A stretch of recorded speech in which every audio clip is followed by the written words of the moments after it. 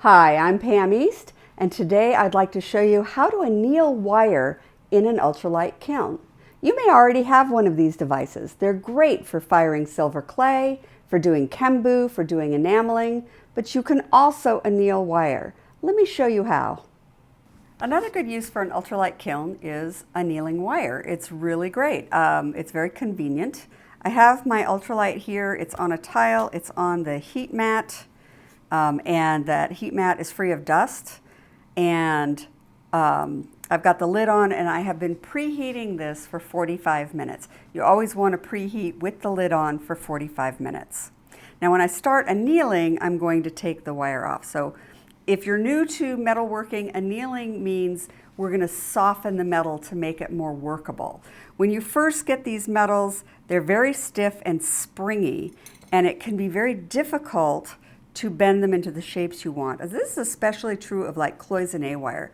When you're doing cloisonne, you want to be able to bend very precise little shapes, and if it's springing back, it's not going to hold the shape that you want. So I have here bronze, copper, fine silver, and sterling silver. All of these metals can be annealed with the ultralight. I'll start by just taking the lid off, and I'm going to go ahead and start with this bronze and drop it on there. And what you're going to see is it's going to get dark and turn black, and that's normal. Base metals, the sterling, the copper, the bronze, they're all going to get this fire scale on them. That's a normal part of annealing wire or annealing metals. I'll let it sit there for about, I don't know, a minute or two. I could probably get another piece on there. I'm going to go ahead and put the sterling on too. And just like the bronze, you're going to watch it. It'll first kind of go a gold color, and then it'll go dark black.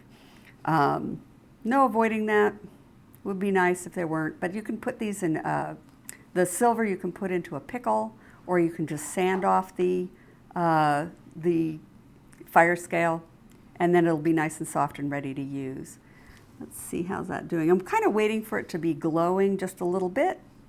The thicker the wire, the longer it's going to take. So my sterling is a finer gauge than my bronze, but I think it's getting there. It looks like it's glowing inside of it just a little bit. The bronze is can take a higher heat, so if you're having trouble annealing bronze in the ultralight, try annealing it with the lid on. I've done that very successfully. Some other metals, like fine silver, can start to melt if you have the lid on. So make sure you have the lid off for fine silver. But for bronze and copper, I had very good success with the lid off. Those are higher melt.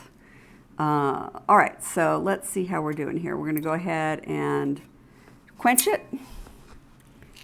And while that's continuing, I'm going to go ahead and drop in this copper and this fine silver. Look at that. The fine silver just relaxed right into it. Like the fine silver, it's so thin that it anneals almost instantly. I hope that showed up well, but it just relaxed, and that tells me that it's annealed. But I'm going to go ahead and look at this bronze. And now look how it's no longer springy. When I bend it, it just stays where I bend it, and that's what I want when I want to be forming metal. And I can then take some sandpaper, and I can clean off that fire scale and polish it up. But now I have a bronze wire that's annealed. It's not difficult to bend anymore.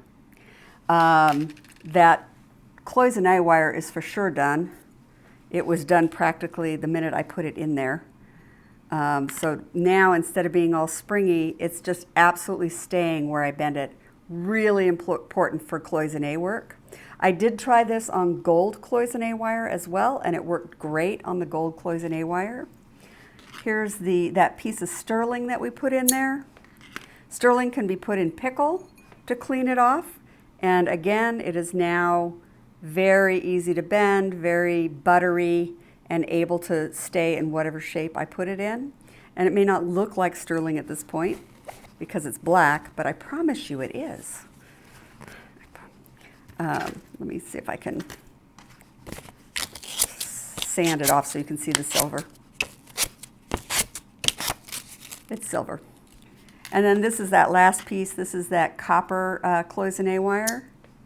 And most of the fire scale came off when I quenched it. Cleaned up real well. And again, very soft and buttery.